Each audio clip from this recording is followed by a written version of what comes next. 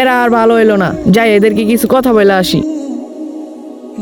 আসসালামু আলাইকুম ভাই, আমি আপনাদেরকে সালাম দিছি। এই কেইছে ক ভাই, আপনারা যে নেশাবানি করতেছেন এগুলো খেলে পাপ হয়, এগুলো আর খায়েন না। আমাদের বাবার কথাই শুনি না, আর তুই কে রে? সর যা এখান থেকে, যা। যাই আজকে ওদেরকে একটা ভয় দেখাবো, যদি এগুলা নেশাবানি করা ছেড়ে দেয়। ভাই ভাই, আমি দেখলাম এলাকায় সেনাবাহিনী ঢুকছে, যারা নেশাবানি করতেছে ওদেরকে পিটা লাল করে দিতেছে। এই তাড়াতাড়ি চল, না হলে আমাদের পাশে চামড়া একটু ঠিক থাকবে না। ওই মুলারে তোর সাহস আমাদেরকে বই দেখাইছে, আজ কই আসো, ঘর আছে, খবর আছে। ওই ওই এদিকে আই।